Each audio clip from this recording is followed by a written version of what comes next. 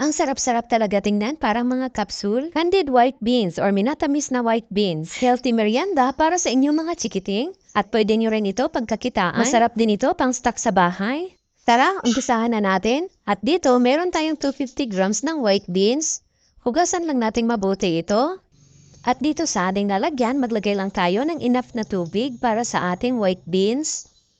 At lagyan lang natin ang 1 teaspoon ng baking soda.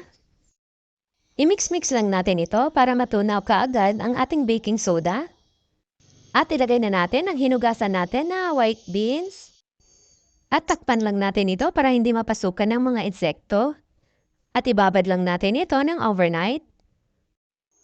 Ayan, at nag-double na ang size ng ating white beans. Hugasan lang natin mabuti ito at ilagay sa strainer para matanggal ang excess na tubig.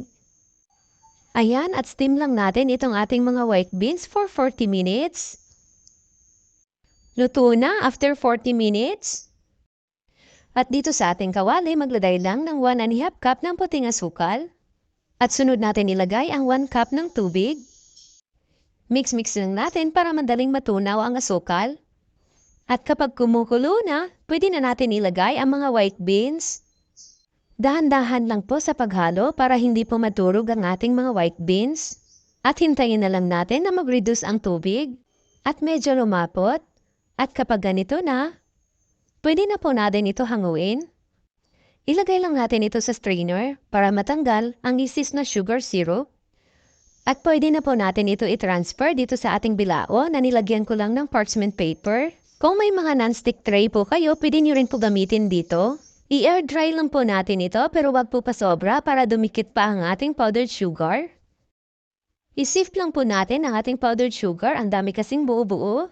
Tayo rin kasi ang mahihirapan kung maraming buo-buo. Ayan, at ilagay lang natin ito isa-isa para ma-coat nating mabuti dito sa ating powdered sugar. Ito na lang gawin nyo para sa inyong mga chikiting at siguradong healthy pa. Pwede rin ito pambaon nila sa school. Ilagay lang natin sa strainer para matanggal ang excess ng mga powdered sugar. 250 grams lang ito pero ang dami na. Ayan, may masarap na tayong candied white beans. Or minatamis na white beans.